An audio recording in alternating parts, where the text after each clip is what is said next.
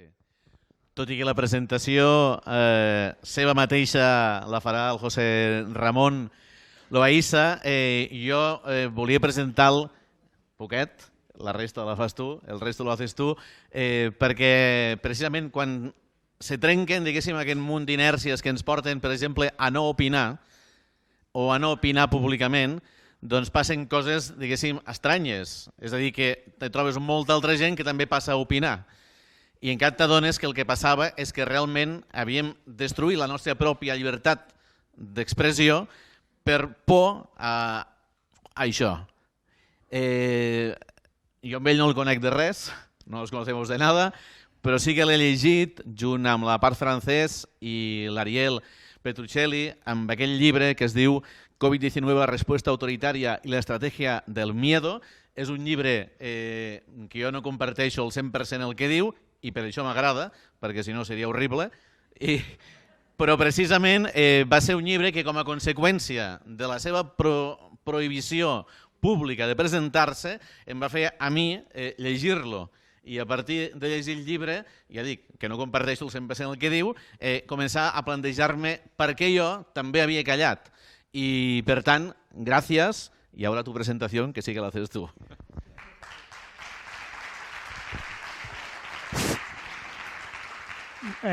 Bueno, yo soy José Ra, soy médico de urgencias. Bueno, me he jubilado ahora, en parte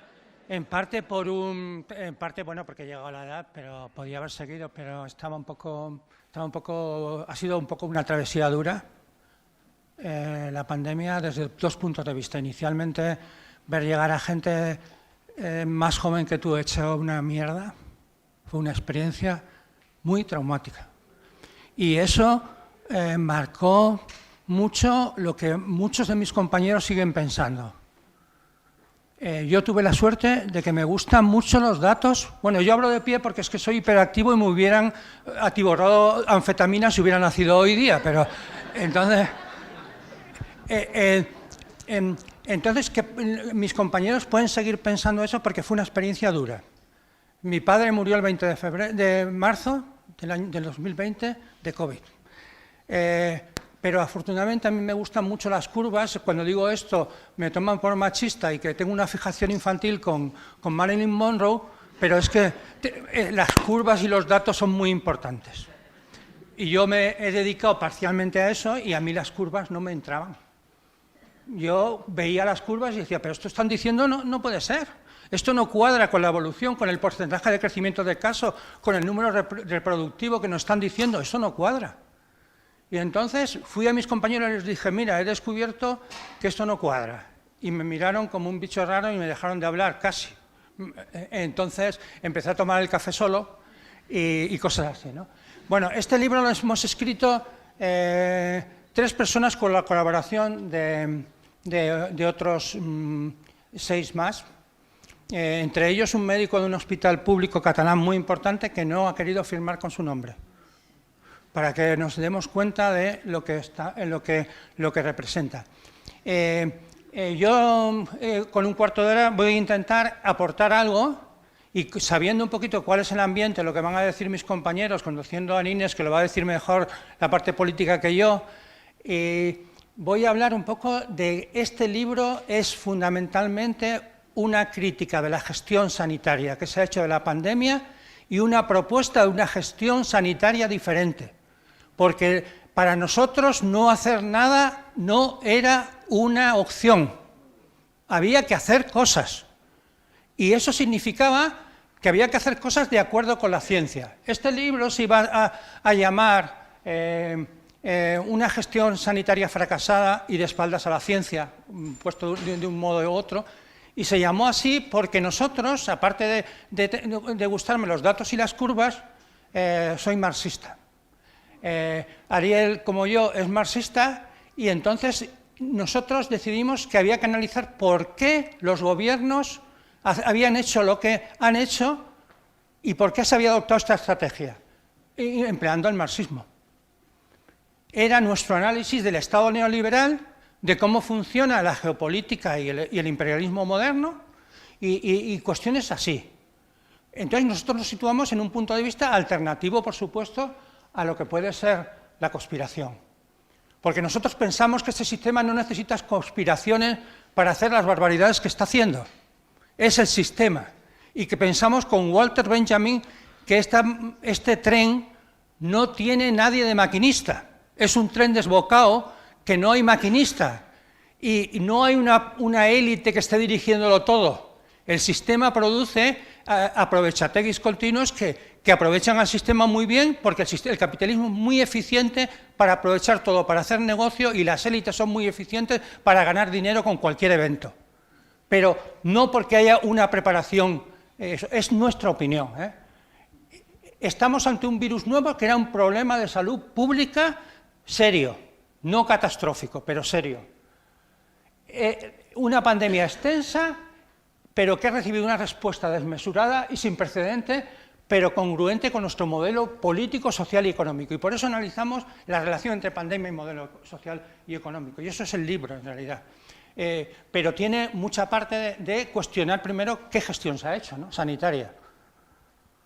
Lo que se ha olvidado, pero que ya se va a decir, la pandemia y capitalismo, lazos mutuos, ¿por qué nace esta pandemia? ¿Por qué los virus encuentran un terreno abonado? ¿Porque somos una sociedad candidata a sufrir plagas? Porque sufrimos una plaga continua y crónica, que es la que ha explicado la mortalidad de esta. Claro, si tenemos a que los ancianos llegan los ancianos, yo soy casi anciano, llegamos a una edad y todos tenemos achaques, pero encima es que hay gente que llega con una salud pésima, porque es que el modo de vida capitalista te destruye y llegas consumiendo 40 fármacos, o 30, o 20, y eso te mata. O sea, mucha gente de la que ha muerto de polifarmacia y no solo del virus.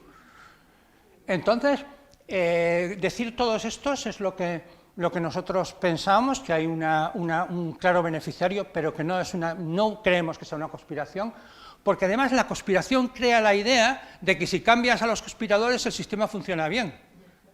Entonces, no se trata de sustituir a los que conspiran unos por otros, se trata de cambiar las estructuras, destruir el Estado.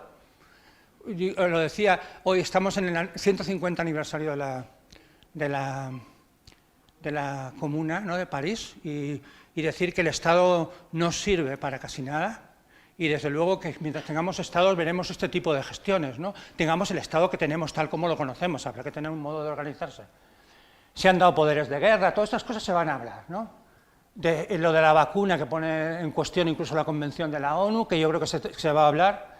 En el libro, la segunda edición, hemos incluido un capítulo. Yo no estoy vendiendo el libro, quiero decir, no tenemos derechos de autor, pero hemos puesto un capítulo de vacunas, que además está publicado en una red, que está revisado por gente de gran autoridad internacional en el tema de las vacunas, y lo escribimos y creo que damos una buena perspectiva del panorama de las vacunas, muy basada, como nosotros nos hemos basado, en cientos de artículos de las revistas más importantes médicas. O sea, no hemos cogido ningún artículo que no fuera peer review. Y lo hemos hecho aposta. Sabemos que hay otros documentos interesantes, pero es que no puedes escribir nada hoy que te puedan coger en un renuncio, ¿no? Bueno, no voy a hablar tampoco de... El tema de la democracia te lo voy a dejar, la ciencia y expertos, el consenso que nunca existió, que hubo desde el principio gente que discrepamos, yo muy modestamente, pero Ioannidis, pues es un epidemiólogo el mayor de prestigio, discrepó, y ese señor se le ha borrado el mapa, y se han ido borrando el mapa todos, creando una falsa, y han creado una institución, los fact-checkers, absolutamente, o sea, eso es un modo de control de la información muy refinado, ¿no? Bueno, decir que nosotros nos reivindicamos de la ciencia y casi nos situamos dentro de un paradigma progresista de la ciencia, por supuesto. La ciencia no da las respuestas políticas, la política es necesaria para dar respuestas, pero la ciencia es muy importante y es importante hacer política con la ciencia. La ciencia es encontrar hechos comprobados y comprobables e interpretarlos. La interpretación es variable. Hay gente que puede interpretar unos datos de una forma u otra, pero los datos tienen que ser comprobables y comprobados. Y aquí se han falseado los datos, lo que nosotros llamamos embarrar la cancha. No hay datos que la gente no tiene acceso a datos. Si tú buscas a las fuentes las encuentras, pero los datos que se transfieren son falseados, embarrado la cancha para que no se pueda interpretar adecuadamente. En la interpretación puede haber diferencia. Él decía que no estaba de acuerdo en el 100% y me alegro. El asunto siempre que a nosotros nos hubiera gustado que gente nos dijera eso. Pues no estamos de acuerdo con vuestra interpretación y vamos a discutir. Yo hace pocos días, bueno, hace 3 semanas o así, he discutido presencialmente con la directora de epidemiología del Instituto Carlos III, o sea, la jefa del Servicio Nacional de Epidemiología. Y ella puede discrepar conmigo, pero no puede decir que yo digo tonterías. No puede decir que yo no tengo ningún fundamento científico cuando digo que el número reproductivo bajó antes del 15 de marzo del 2020 y ya estaba bajando a marcha forzada, con lo cual la pandemia se estaba controlando antes del estado de alarma. Ella no puede discutir eso, porque es que son los datos, ahí están. Entonces la ciencia está muy amenazada y hay que defender la ciencia frente al intento de hacer un fraude. El capitalismo tiene una relación con la ciencia curiosa, porque el capitalismo fue el que reivindicó la ciencia frente al oscurantismo medieval, pero el capitalismo solo necesita la ciencia para producir tecnología que pueda servirle en sus negocios, pero no como cuestionamiento crítico de la totalidad. Eso es un poco el asunto de la doble. Necesita que la ciencia avance, pero las ciencias humanas no. Necesita que la gente estudie física para que tener ingenieros de comunicaciones y programadores. Y eso es la ciencia que le interesa, ¿no? Y entonces exigir debate y reivindicarnos de la ciencia, ¿no? ¿Por qué esta unanimidad? Como decimos, no es una gran conspiración. La espontaneidad autoritaria del capitalismo tardío, como decía Mandel, es increíble, hay una espontaneidad autoritaria terrible. La tendencia natural del capitalismo es hacia el totalitarismo y el autoritarismo en el capitalismo tardío. Los estados neoliberales tienen unas tendencias profundas, latentes, autoritarias, brutales. La casta política está absolutamente degenerada. Es una casta servicial y comprada con muy pocas voces que se puedan tener legitimidad. Y luego vivimos una cuestión que es que hay también elementos que tienen que ver con lo antropológico-cultural de las sociedades en las que vivimos, las sociedades estas posmodernas, ¿no? Líquidas o como quieras llamarlo. Este tipo de sociedades se vive con unos paradigmas absolutamente que facilitan por ejemplo, que todo se pueda atribuir a un agente perverso, a un enemigo, etcétera, las cosas. Luego la ilusión de la simplicidad. El tecnocratismo cientifista es decir que los problemas complejos se resuelven con una vacuna, por ejemplo, o con un fármaco, o buscar soluciones a problemas. Entonces los seres humanos nos podemos meter en miles de problemas porque saldremos del efecto invernadero con coches eléctricos y 2 cosas más. La confianza esa en la tecnología, el no comprender el lado oscuro del progreso, es algo muy importante en nuestra sociedad, ¿no? ¿Me controlas tiempo? Vale. Nada, voy a hacer 2 pinceladas de nuestra propuesta de gestión. Tenemos medidas no científicas y sin base en los conocimientos biomoleculares y epidemiológicos del virus. Esto es lo que a mí me asombró. Eso es lo que me decía Vamos a ver, si este virus tiene estas características, ¿por qué se adoptan estas medidas? Si es un virus que el 1 de abril o el 10 de abril había matado a 2/3 de los que habían muerto en residencias de ancianos, ¿no sacas conclusiones que cómo este virus se transmite y cómo este virus mata? ¿Y dónde está el peligro? ¿Dónde están los entornos de riesgo que hay que vigilar? Y metes a la gente, encierras a la gente en casas cuando sabes que este virus ya se transmite en ambientes cerrados e institucionales. Es una cuestión increíble y que nadie, desde el punto de vista, cuestione esto. Pues igual el 1 de abril era pronto, ¿no? Solo los muy listos como yo lo vimos, ¿no? Pero el 30 de mayo ya parece que sería un poco... Entonces, el enfoque simplista es que es una pandemia... Han cogido como si fuera una pandemia que se transmitiera por el aire. Pero por el aire exterior, como si fuera la peste negra, como pensaban que era en la medievo la peste negra, ¿no? Y es una pandemia de impacto muy selectivo, Sabéis que en Euskadi el 30 de mayo, porque no ayer estuve pasando, habían muerto menores de 60 153 personas, de 4.900. 153 personas menores de 60. Entonces se ceba en una población que puedes identificar. Y sale Great Barrington y dice, esto es una epidemia que es peligrosa para un sector muy concreto de la población. Adoptemos una gestión focalizada en la protección selectiva de aquellos que pueden enfermar gravemente y morir por el COVID. Y no hacer más tonterías. Y eso es lo que no se ha hecho, ¿no? Medidas indiscriminadas con efectos gravísimos, secundarios gravísimos, ¿no? Esto era la ciencia antes. En septiembre del 2019... 4 meses antes de la pandemia, la OMS publica esta revisión sobre qué hay que hacer ante una pandemia de gripe, que era lo que se preveía que sucediera. O sea, vamos a tener pandemias, es que no hay otras. Si no modificamos nuestros modos de vida, nuestra relación con la naturaleza, los virus dan salto. Por una cosa también importante que quiero decir, aunque sea muy brevemente. Nos situamos en la corriente de Karina Acevedo, que va a hablar esta tarde, de Robert Malone, de virólogos que creen que el virus existe. O sea, nosotros yo no sé manejar un microscopio electrónico, ni sé hacer una secuenciación genética, pero yo, desde mi modesta opinión, creo que el virus existe y que el virus ha sido aislado, con todas las salvedades que pueda plantear cómo se aíslan los virus, que los postulados de Koch no sirven. Pero el asunto es que se parece la gripe, ya está, 5 minutos, la gripe es lo que teníamos para afrontar esta epidemia, porque es un virus respiratorio y tiene cosas en común, tiene algunas diferencias importantes. Este virus... Si la gripe hubiera tenido la virulencia, este virus hubiera causado muchísimos más muertos. La gripe se transmite, pero igual las medidas hubieran sido más efectivas. Pero este virus es un virus de espacios cerrados, por ejemplo, mucho más. Y los aerosoles son muy importantes. Por lo tanto, si tú te pones una mascarilla quirúrgica en un cuarto cerrado con 8 personas con mascarillas quirúrgicas, te contagias todos. Porque la mascarilla quirúrgica, después de 1 hora, aerosolizas virus.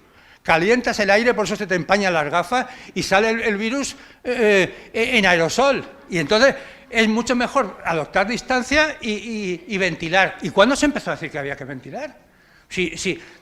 Yo llevaba diciendo en mi curso, vamos a ventilar. Yo no pasaba consulta. Cuando llegaba un paciente no pasaba consulta, o sea, no escribía en la historia en el mismo sitio donde estaba, no estaba a tiempo con el paciente. Yo me he protegido, ¿no? Creo que yo tengo una edad que me puede dar también un susto, ¿no? Y además dejaría de vender libros si me enfermo gravemente. Bueno, decir eso, la ciencia empezó a producirnos. Cómo se transmite este virus debía de ser la base de las medidas que adoptas. Lo de que han dicho antes de los niños, ¿no? Los niños, el papel epidemiológico de los niños es ridículo. Bueno, y luego se ha adoptado una cuestión que es otra parte es una gestión basada en renunciar a todo lo que habíamos conseguido. O sea, yo estoy, por ejemplo, en el SIAP, que ahora es SIAP 2019, COVID-19. El SIAP es Seminario de Innovación en Atención Primaria, uno de los más conocidos y que participa mucho es Juan Gervás. Estamos 300 profesionales y hemos estado desde marzo del 2020 manteniendo contacto continuo, intercambiando información, dándonos artículos. Yo he encontrado esto, ¿qué te parece? Discutiendo. En ese marco, y por eso le agradecemos mucho a Juan Gervás, que no figuró al final en el libro, que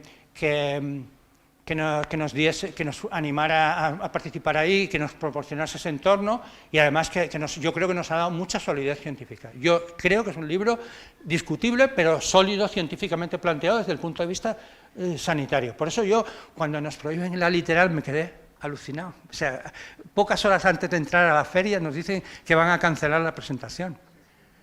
La Directa y El Salto nos censuran artículos. Es un poco alucinante, ¿no? Porque Entonces, nosotros nos reivindicamos de concepciones, las que hemos defendido, que la salud es un valor positivo, que la enfermedad es multicausal, que no hay un virus, y que hay un virus y un huésped con unas características, y eso hay que considerarlo. 5 minutos. Vale.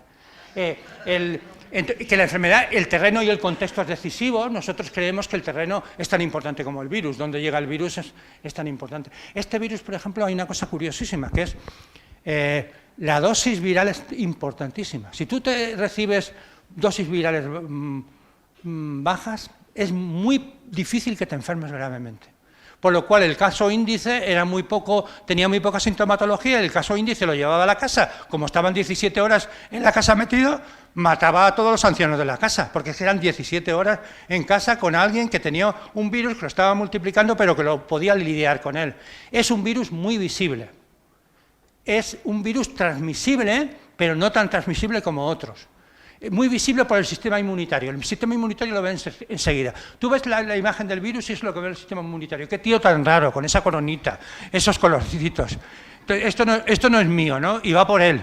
Por eso el 80% de la gente es inmune a síntomas muy leves de un virus nuevo. Porque es que es un virus muy visible. Si tú tienes un sistema inmunitario mínimamente sólido, puedes resistirlo muy bien. Y eso también eran elementos, y ahora estamos haciendo las vacunas sin considerar que probablemente la inmunidad natural dure por lo menos 10 años. A inmunidad parcial, quiere decir que no te vas a enfermar gravemente de ese virus. Y sin embargo estamos vacunando con una vacuna que no sabemos si va a enmascarar la respuesta, va a confundir la respuesta de la inmunidad natural. No sabemos si esas vacunas pueden producir enfermedad aumentada por anticuerpos, no lo sabemos.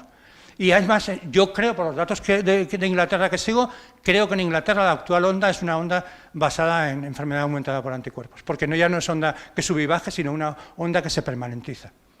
Entonces, y la participación comunitaria y que la gente tenga una decisión informada, eso nos hemos pasado la vida defendiendo eso, los sanitarios progresistas, y ahora los sanitarios progresistas que están en la gestión adoptan esta postura de desinformar masivamente, de manipular, de utilizar técnicas de psicología social avanzada para intentar coaccionar a la gente.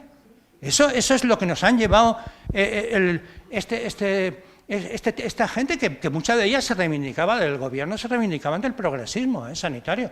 Yo con gente que está en altos cargos he tenido relación de compartir batallas, por decirlo, del pasado, ¿no? Y ahora estamos al otro lado de la trinchera, ¿no? Que es muy curioso, ¿no? El tema. El tema han denunciado el fraude del ensayo matriz de la vacuna de Pfizer. Y no han pedido ni una investigación. O sea, en el Parlamento no ha habido ningún diputado que diga, oiga, esto hay que investigarlo. Es que es alucinante. Los datos de Pfizer del 23 de marzo de este año decían que ya había muerto más gente en el grupo vacunado que en el no vacunado. Pero lo ocultaron los datos y los dejaron en una mesa. Los datos de experimentación animal que decían que las vacunas no se quedan en el músculo ni en los ganglios axilares, sino que se expande a todos los órganos, los han ocultado. Y ahora se van a salir a la luz porque Paul Dossi sabe japonés. Una cosa tan curiosa como esa. Porque ha leído el informe del gobierno secreto japonés que lo pudo acceder a él. El asunto es que todas esas cosas que nos reivindicamos, ¿no? Para una respuesta basada en la participación, en la información veraz, en la decisión informada, eso es lo que nosotros pensamos. Medidas selectivas al conocimiento epidemiológico y biomolecular del virus y medidas compatibles con concepciones progresistas de la salud, de que la salud es de todos y que la participación comunitaria es clave, ¿no? Y luego todavía no tenemos una ausencia, ahora ya no quieren hablar por ejemplo, el balance del confinamiento ya es clarísimo, no quieren hablar de él, no toman ninguna medida que sea, oye, hemos hecho esto, ¿funciona o no funciona? O sea, yo me paso la vida diciendo, oye, pero ¿cuál fue? Ya está. Es que me enrollo demasiado. Bueno, decir que que ha sido una gestión clasista, que los partidos que se reclaman de la clase obrera no han protestado. La gente que ha muerto es más de clase trabajadora. La gente que ha vivido el confinamiento en un piso de 40 metros cuadrados no es lo mismo que en un adosado teletrabajando en una... y eso no han dicho nada los partidos más... el gobierno más progresista de la historia mundial, del mundo mundial. La censura incompatible con la ciencia y la democracia. Esto me lo voy a pasar y voy a intentar, si me queda una... Bueno, decir una cosa también muy curiosa, ¿no? Que es, hemos asistido a fenómenos totalitarios. O sea, el totalitarismo consiste en el estado integral de Gramsci. O sea, convertir a la gente en parte de la policía. Los delatores, las lógicas de delación, las lógicas de presión social sobre los discrepantes, son lógicas de estado integral. Son lógicas de convertir... de fascismo. El fascismo lo que hacía es que había un sector de la población organizado para complementar la acción del Estado. Y eso es el fascismo, lo diferencia de otras. Y eso se ha intentado poner embriones de esos, ¿no? Y decir que, bueno, que también hay condicionantes culturales y antropológicos. Vivimos en la sociedad de la seguridad y la medicina como nueva religión. La expertocracia es... parece que la ciencia no es discutible, ¿no? No solo la interpretación, sino su traducción a medidas políticas es tremendamente discutible. O sea, la ciencia no te dice qué vas a hacer, qué tiene que hacer un gobierno, te da unas bases para poder ver qué se puede hacer, cuáles pueden ser efectos y medir acciones políticas. El tema en algunos puntos, sobre todo ambientes sanitarios, era la catástrofe anunciada, ¿no? Hay un libro muy famoso que es La pandemia quizás, ¿no? Que es de Carduff, un inglés muy interesante el libro, que hablaba de la cuestión de que iba a haber una pandemia, iba a haber una pandemia gripal, ¿no? Una pandemia gripal porque un cambio antigénico del virus mayor no se produce desde el año 68, ya son unos cuantos años. El tema de que la ciencia y el progreso, yo creo que la izquierda ha participado en esta orgía y este delirio totalitario porque tiene déficit en dos cuestiones. En el autoritarismo, el sector anarquista ha sido el único que se ha dirigido a nosotros claramente. El sector anarquista tiene una sensibilidad antiautoritaria enorme y, sin embargo, la tradición marxista, sobre todo ciertas marxistas ortodoxas, tienen un componente, un cierto gen autoritario que es el que llevó al aplastamiento de Kronstadt, al que no se le han sacado encima, ¿no? Todavía. Y yo creo que también son una lectura falsa de Marx, el progreso, la creencia en el progreso. La ciencia, si lo dice la ciencia, esto es progreso, las vacunas son progreso. Yo cuando un tío me dice que las vacunas son progresos, que los gobiernos a los que nunca hemos creído nos están diciendo la verdad, es que digo, pero tío, es una cosa, y que ahora puedes ir de la mano de la Big Pharma porque son los que nos han proporcionado la salvación de la catástrofe y de la hecatombe apocalíptica que se nos avecinaba. Es una cuestión de decir, bueno, pues tú te has mirado en el espejo, porque hay una gran hegemonía ideológica también y que ha penetrado en todos los sectores sociales, ¿no? Esta capacidad, por ejemplo, de la competitividad, del individualismo, eso se transfiere muy profundamente en una sociedad y la respuesta ha sido individual. Los comportamientos individuales son el problema. Si la gente cambia de comportamiento, la pandemia se acaba, ¿no? Luego yo creo que también son estados muy punitivos y hemos visto que la pandemia, no nos damos cuenta, pero eso es Paz, lo contaría muy bien, ¿no? Nuestro derecho está cargado de punitivismo, de que el castigo... Los gobiernos no pueden solucionar el problema de la delincuencia, porque es un problema complejo. Ellos necesitan soluciones simples. ¿Cuál es la solución simple? Meter a mucha gente en la cárcel, tener mucha policía, pero eso no soluciona el problema y lo vemos. Pero es que el abordaje de la delincuencia como problema no punitivo, sino como problema estructural de una sociedad, es imposible desde la lógica de ellos, ¿no? Entonces, el problema es que eso ha penetrado en la sociedad. La sociedad reclama más policía y que los delincuentes tengan cuidado. Todo ese tipo de cuestiones nos han facilitado mucho. Luego, a ver, lo decíamos, ya está. El tema es, bueno, entonces digo solamente... hay unas cuestiones que son lo que comentaba. Yo creo que todas estas cuestiones explican la pandemia mucho mejor que una conspiración y lo que es importante es hacer un análisis profundo de lo que ha pasado y de cuáles son las dinámicas políticas, económicas y de tal detrás de ella. Gracias.